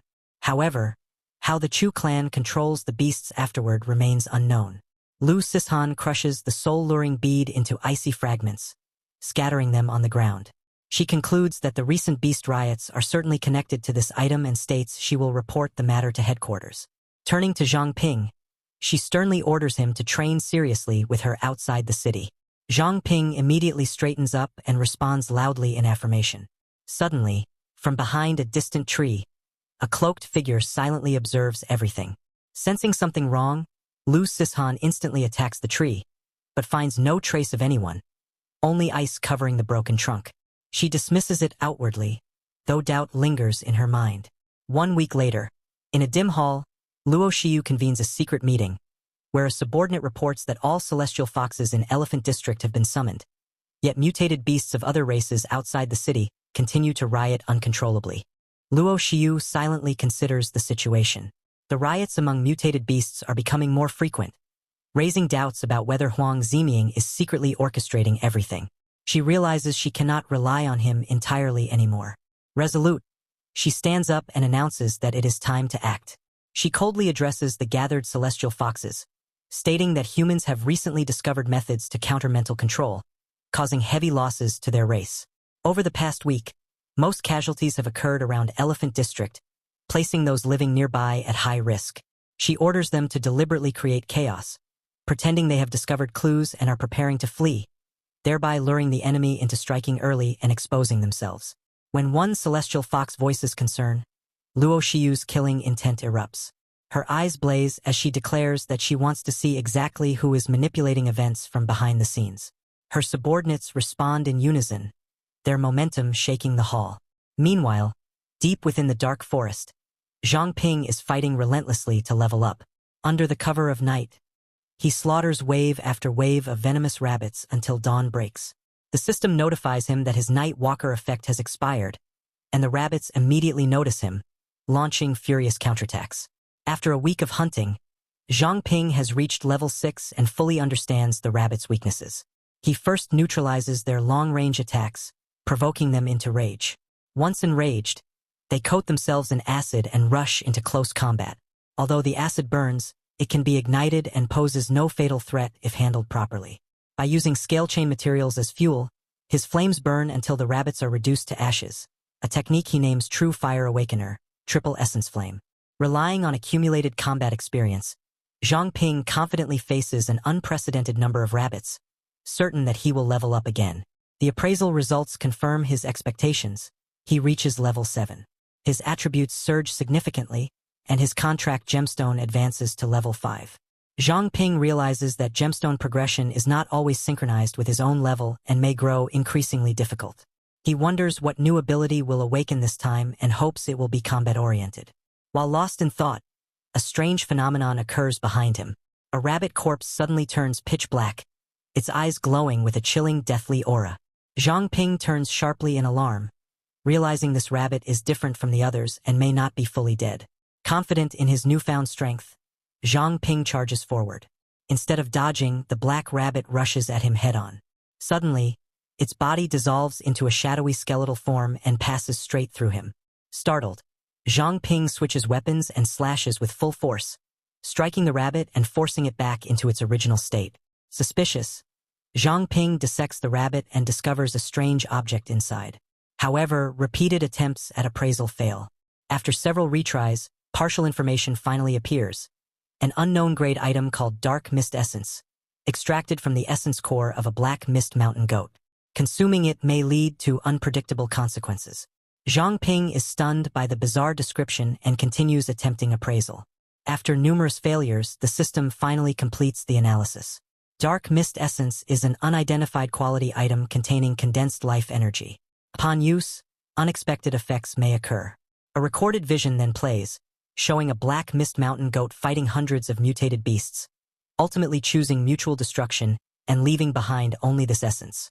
Zhang Ping senses that this item may be comparable to a rare elemental gemstone, yet he has no idea how to activate its power. Direct absorption seems ineffective, unlike previous awakenings. The only remaining option appears to be consuming it, but the grotesque origin of the item fills him with disgust. As hesitation grips him, memories of past suffering under the oppression of the celestial foxes resurface. The pain and helplessness he once endured ignite his resolve, forcing him to confront the choice before him, no matter how disturbing it may be. Zhang Ping recalls the moment when someone precious to him was brutally murdered, while he himself was powerless to stop it. A voice echoes in his mind, mocking his weakness. Gritting his teeth, Zhang Ping stuffs the strange essence into his mouth and swallows it whole. The reaction is immediate and violent. Negative emotions surge like a flood, and a splitting headache crashes down on him. He collapses, clutching his head and screaming in agony. Fragments of memory resurface. He sees Su Jingjiao holding him tightly, then watches her die at the hands of a celestial fox, her face turning into a grotesque mask. Just then, her gentle voice echoes in his ears, telling him to promise that no matter how badly he fails, he must keep living. That voice steadies his heart.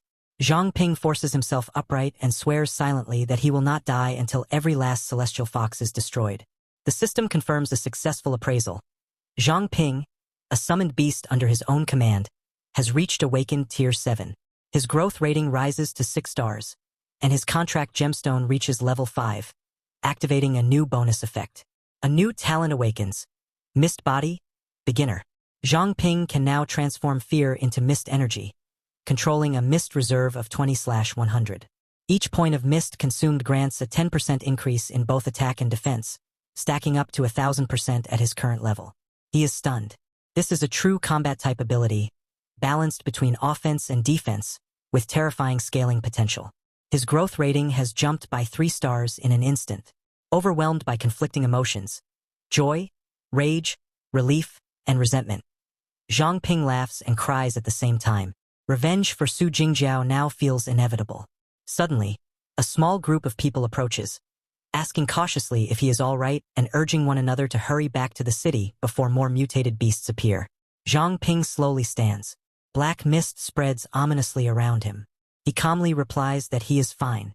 Before he finishes speaking, the group panics and flees in terror, screaming as they run. At the same time, Zhang Ping's mist reserve jumps from 20 to 35. He realizes that he can absorb the fear of others and convert it directly into mist energy. The mist feels neither physical nor elemental, yet it obeys his will completely. Zhang Ping experiments, shaping it into sharp claws and shimmering throwing blades. To test its power, he spends a single point of mist and slashes at a massive tree, cleanly splitting it in half. Even when the falling trunk crashes toward him, he effortlessly shreds it into fragments. Zhang Ping marvels at the versatility of the mist, capable of cutting, blocking, and adapting freely. He realizes that if used properly, Mist Body could become his trump card against high-level mutated beasts. He plans to support the cleanup squad first, then return to the forest to grow even stronger. As he examines his hand in silence, Lu Sishan suddenly rushes over, calling his name. She positions herself protectively in front of him, instantly ready for combat, scanning the area for danger. She asks where the mist-type mutated beast is. Zhang Ping scratches his cheek awkwardly and begins explaining what happened. After hearing everything, Lu Sishan is horrified. She shouts in disbelief, asking if he truly consumed the dark mist essence. Furious, she scolds him harshly, accusing him of recklessness and reminding him how close he came to death. Zhang Ping does not argue, only offering a sheepish smile and trying to reassure her, saying he could always force himself to vomit it out if something went wrong. Lu Sishan shoots him a sharp glare, coldly asking what makes him so sure that would even be possible. She warns him that the essence could be parasitic in nature. Mistype mutated beasts are origin-unknown entities without fixed forms, often hiding as parasites within other creatures. The black goat and bullet rabbits Zhang Ping encountered may have only been puppets. Once a host dies, the mist infiltrates internal organs, waiting patiently for a new body. The real danger lies in the mist's ability to control its host. As Zhang Ping listens, a chill runs down his spine, because by swallowing the essence, he may have already formed a contract with it. Zhang Ping wonders whether the intense pain he felt earlier was the mist fighting for control over his body. Unable to hold back, he voices his concern nervously, asking if the parasitic attempt might have failed since nothing seems wrong. Lu Sishan shakes her head, uncertainty in her voice. She explains that Zhang Ping is unusual. Perhaps something within him destroyed the mist parasite, or perhaps his absolute self-control rendered the possession ineffective. Suddenly, she leans in close, wearing a mischievous, almost sinister smile, half joking and half threatening. She tells him that if he starts acting strange, she will have no choice but to kill him herself. Zhang Ping panics instantly and begs for forgiveness. At that exact moment, a tiny spider drops down between them on a thread of silk. Lu Sishan freezes in shock as the spider appears right in front of her face. She screams in terror, instantly summoning an ice sword and swinging wildly, nearly hitting Zhang Ping, who barely dodges in time. Still screaming about a huge spider, she suddenly lunges forward and clings tightly to him, her face flushed with embarrassment, urging him to get rid of it quickly. Zhang Ping gently pats her hair, warmth filling his chest as he chuckles quietly, noting that she is still afraid of insects, just like when they were children. His thoughts drift back to their time at the orphanage, recalling moments of innocent chaos and shared laughter beneath shaded trees. In his memory, a younger Lu Sishan scolds him softly for trying to make friends with insects, reminding him that people could be friends too. Zhang Ping's childish fear of being left alone surfaces, but Lu Sishan pulls him into a hug and promises that no matter what happens, she will always remain his friend. Returning to the present, Zhang Ping continues holding her until she finally calms down. Only then does she realize how close they are. Flustered, she instinctively freezes him in place before quickly undoing the spell, turning away to hide her embarrassment. Regaining her composure, Lu Sishan warns him seriously that anything of unknown origin in the wild is extremely dangerous. There is no such thing as a free gain in this world. Although he survived this time, he must never lower his guard again. She speaks with the stern authority of an older sister, making sure he truly understands. Zhang Ping obediently agrees. Watching her quietly, he realizes she has not changed at all. Despite her cold exterior after joining the cleanup squad, she still protects and cares for him as she always has, only more discreetly now. Suddenly, Lu Sishan's communicator flashes red and begins ringing urgently. After listening to the report, her expression changes drastically. She tells Zhang Ping that their investigation and his special training must end immediately. They need to return to Mingzhu City at once. Zhang Ping asks what happened. Lu Sishan answers quickly that Captain Jean Bo has been seriously injured by celestial foxes, and she must rush back to provide support. When Zhang Ping suggests requesting help from outside teams or other cities, she explains that doing so would alert the enemy and that the outside world is far too complex. As they hurry back, Lu Sishan explains the broader situation. Mutated beasts now roam freely across the world, forcing humanity to build massive city walls for survival. With transportation sealed off, cities rely heavily on awakened individuals and investigation teams to explore and expand safe zones. Some distant villages across the sea reportedly have fewer mutated beasts, but the ocean itself is filled with top-tier threats, making exploration impossible for now. Upon entering the city gates, Lu Sishan immediately asks about the current situation. A member of Jean Bo's team reports that thanks to the Mystic Radiance Sky Curtain, Mingzhu City has remained under control until last night. In the Artisan District, an entire squad of mid-level celestial foxes appeared. It was a trap. The enemy leader was present, and Jean Bo was gravely injured while covering their retreat. The team requests Lu Sishan to temporarily assume Jean Bo's role and lead the defense of Mingzhu City. She accepts without hesitation. After finishing his meal, Zhang Ping asks if he can help, but Lu Sishan firmly tells him to return to Iron Soul Forge and wait for her instructions. Watching her leave with Jin Bo's team, Zhang Ping silently prays for their safety, exhaustion finally catching up to him as he lets out a long yawn. Stretching his stiff muscles, Zhang Ping exhales in relief, thinking that he can finally rest after days of exhaustion in the wilderness. He strolls leisurely through the streets as the sounds of bargaining echo around him. Lost in thought, he wonders how Wang Jimin's Beast King fist training is going. Suddenly, falling leaves swirl around him, and he senses something strange. Zhang Ping stops and looks back. The bustling crowd he just passed is frozen in place like stone statues. Confused, he wonders why everyone has suddenly stopped moving. At that moment, a completely unfamiliar man blocks his path and greets him casually as if nothing is wrong. Zhang Ping spins around sharply and instinctively orders his system to appraise the stranger. The system fails again and again, dozens of times, until it finally returns minimal information. The target is human. The man has clearly activated a disguise-type talent, preventing deeper analysis. Zhang Ping is stunned. Such an incomplete result makes no sense. The stranger mocks him openly, pointing out that even high-level awakened appraisers can only use their skills a limited number of times per day. Yet Zhang Ping can do so without restriction. Zhang Ping's heart tightens. How could this man know that? He tightens his grip on his weapon and cautiously asks what the man wants, fully prepared for combat. The man radiates a bone-chilling aura beneath his ordinary appearance. With a calm but sinister tone, he invites Zhang Ping to play.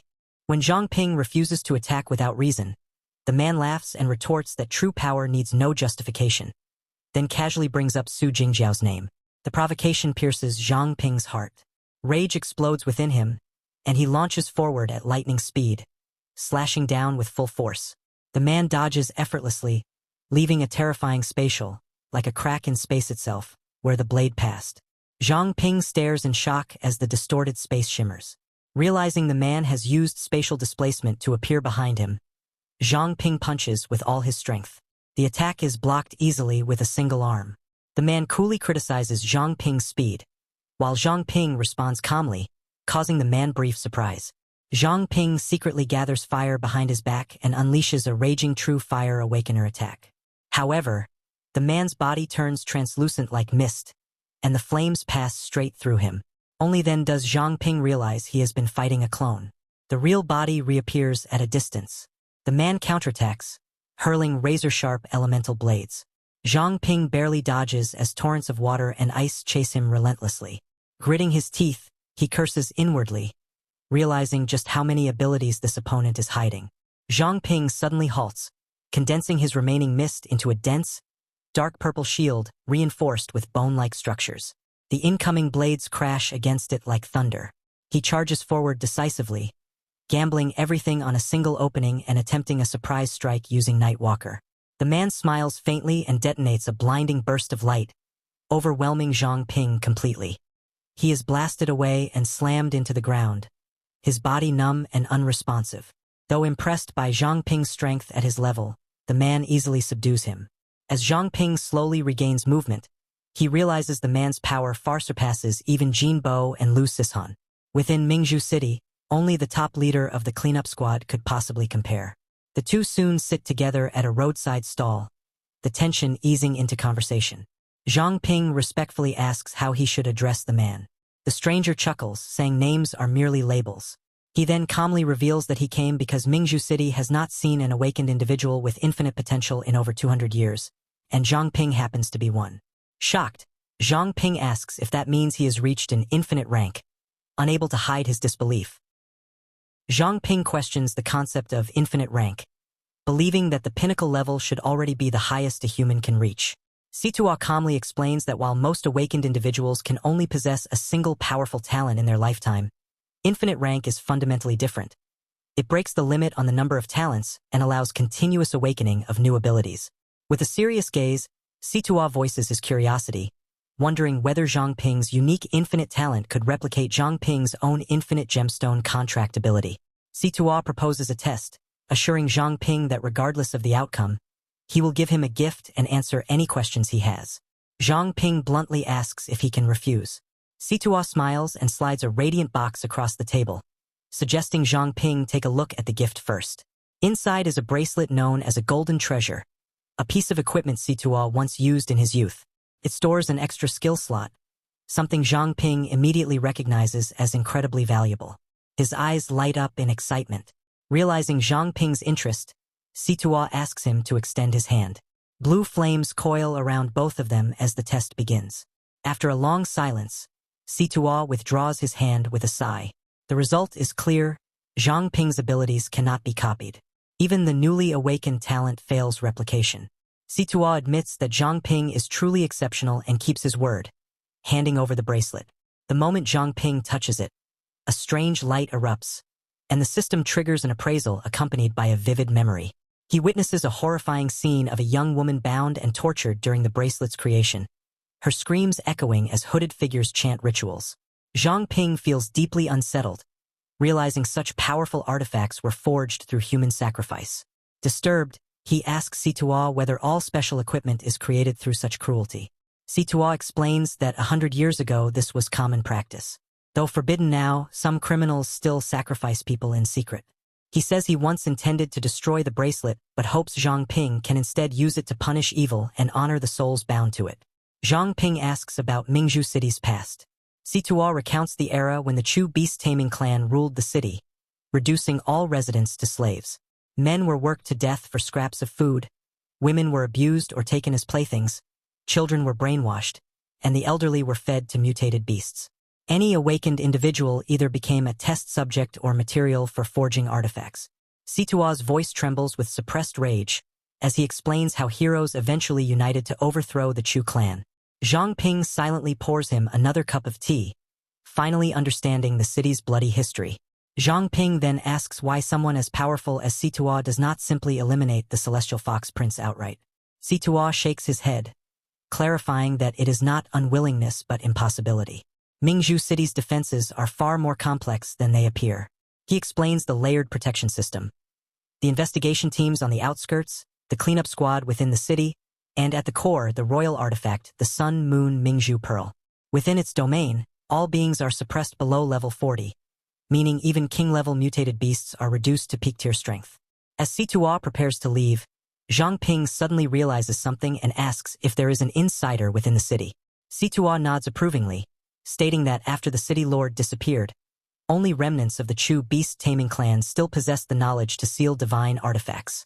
Zhang Ping clenches his fists in anger, realizing that the Chu clan likely sealed the Sun Moon Pearl and allowed the Celestial Foxes to infiltrate the city, orchestrating the recent beast riots. Situa sighs heavily, explaining that despite constant purges, such deeply rooted forces are nearly impossible to eradicate completely. As Situa departs, Zhang Ping's mind floods with unanswered questions about the Chu clan's true objective, the fate of the city lord, the rise of mutated beasts, and the powers of the Celestial Fox King. Watching Situa disappear, Zhang Ping understands why the old man must act cautiously. One wrong move could plunge Mingzhu City into irreversible catastrophe. Situa knows that Mingzhu City cannot be saved through reckless force alone. Just like wars of the previous era, ultimate weapons are deterrents, not tools to be used lightly. Even though the Celestial Fox Prince keeps provoking and slaughtering, Situa cannot allow himself to act on impulse. After a brief silence, he speaks sincerely, telling Zhang Ping that although his abilities cannot be copied, the cleanup squad truly needs him. Situa steps forward and extends his hand. He asks Zhang Ping directly whether he is willing to join the cleanup squad. Without hesitation, Zhang Ping grips his hand firmly, eyes burning with resolve, and answers loudly that he accepts. Back at the Iron Soul Forge, the sound of hammering echoes through the night. Wang Jimin curiously asks Chose why she is suddenly repairing equipment. Chose replies casually that she is simply making use of some free time. Wang Jimin watches her work, her thoughts drifting. She wonders when Zhang Ping will return. Noticing her distraction, Chose teases her mischievously, asking if she misses him. Wang Jimin's face flushes red as she hurriedly denies it, claiming that she only feels uneasy because no one has been guiding her training lately. Lowering her head, she quietly worries about whether Zhang Ping is safe outside the city. Chose laughs and continues teasing, saying Wang Jimin looks like a shy bride waiting for her groom.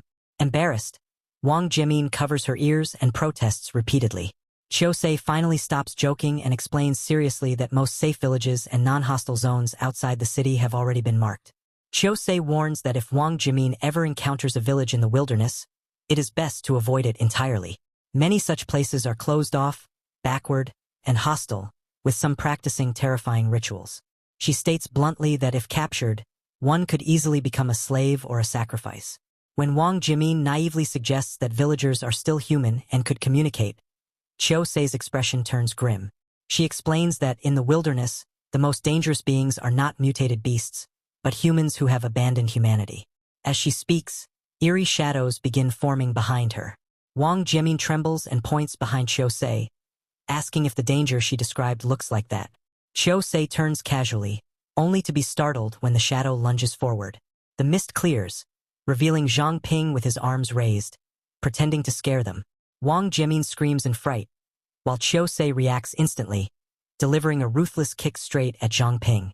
He freezes in place, pain exploding through his body, nearly knocking him unconscious. Even minutes later, cold sweat pours down his face as he struggles to recover.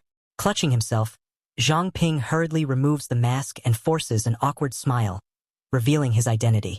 Both women nearly faint before finally relaxing. Chiu-sei steps forward and smacks the back of his head, scolding him for returning without warning and pulling such a stupid prank. Zhang Ping laughs bitterly, explaining that he only wanted to add some atmosphere after overhearing their conversation. After the brief reunion, Chiu-sei puts on her coat, stating that Zhang Ping's training is basically complete and that she is heading out of the city again to follow a new lead. She waves goodbye, teasing Wang Jimin one last time about waiting every day like a lingering spirit. Wang Jimin's face turns bright red as she hurriedly excuses herself to rest. Before leaving, she pauses at the door and softly tells Zhang Ping that she is glad he returned safely. Zhang Ping smiles warmly, feeling an unfamiliar sense of belonging, as if he has finally come home. Just then, Lu Taifeng suddenly appears out of nowhere, startling him badly. With a stern glare, the old man scolds him, asking why he is still standing there grinning foolishly after everyone else has gone back to their rooms. Lu Taifeng tells Zhang Ping to go find Chiu-sei and say that he is seriously ill, warning her not to leave the city anymore. Zhang Ping looks at him worriedly, but Lu Taifeng knocks him on the head with his smoking pipe and scolds him, saying he is neither stupid nor sick. He is only pretending. He explains that Chiu-sei wants to investigate Sansan's disappearance, but he fears she might get herself killed. So he has no choice but to fake his illness to keep her from taking risks. Lu Taifeng sighs and sits down heavily, saying that he knows his daughter's strength better than anyone, because she values emotions too deeply. Once she has worries in her heart, she will hesitate and overthink rather than act recklessly. Zhang Ping lowers his voice and thanks him sincerely for his hardship. Lu Taifeng changes the subject, pointing out that Zhang Ping has exceptional talent in forging, while Chiu-sei lacks both the patience and interest to teach properly. Over the next few days, he plans to personally teach Zhang Ping the true harmonized forging technique, a craft passed down within the Lu family. Though not an absolute secret, it is still a unique lineage skill that must be learned with dedication. Zhang Ping clenches his fists and promises earnestly that he will not disappoint Lu Taifeng. At that moment, a faint blue mist appears, and a gentle female voice echoes in his mind. It is Su Jingjiao, smiling as she encourages him to keep going and says she is waiting for him. As the mist fades, it leaves behind a glowing blue feather on the floor. Following Lu Tiefeng's arrangement, Chiu-sei does not leave the city again. Lu Taifeng secretly teaches Zhang Ping the forging technique while casually smoking. Meanwhile, Zhang Ping experiments with controlling mist, applying forging principles to it. The mist becomes more precise and stable, stronger in its own way. During his training sessions with Wang Jimin, Zhang Ping carefully observes her progress. She successfully masters the first 3 moves of the Ape King Fist. That same night, Zhang Ping recalls clearly hearing Su Jingjiao's voice again. Troubled, he contacts the cleanup squad to confirm whether any disguised celestial foxes are nearby. Situo replies firmly that the entire area around their residence has already been cleared and that no celestial foxes could be present. Zhang Ping begins considering another possibility. If it was not his wind whisper talent, then what was it? A terrifying thought forms in his mind. Could Su Jingjiao still be alive in another form? Driven by revenge and the need for answers, Zhang Ping decides he must personally uncover the truth. 3 days later, a suspicious figure sneaks into the Su family residence at night.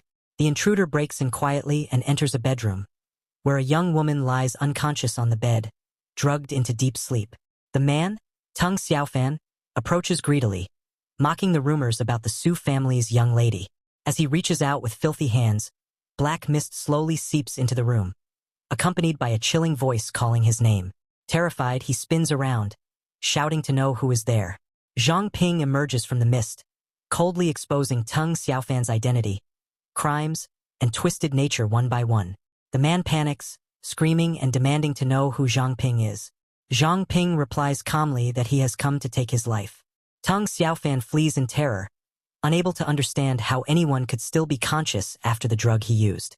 The black mist pursues him relentlessly. Bone-like spikes suddenly form and pierce his leg, sending him crashing face first to the ground. Zhang Ping approaches slowly, his voice icy as he asks if the man still wants to struggle. Bleeding heavily and shaking uncontrollably, Teng Xiaofan wets himself in fear before finally passing out. Zhang Ping nudges him with his foot, surprised at how easily this so-called serial killer collapsed. Considering the mission complete, Zhang Ping removes the man's mask and prepares to hand him over to the authorities. He activates appraisal, and the system instantly displays Teng Xiaofan's full profile, revealing a once useful awakening ability wasted on evil. Zhang Ping shakes his head in disgust, as the system begins replaying fragments of the man's crimes.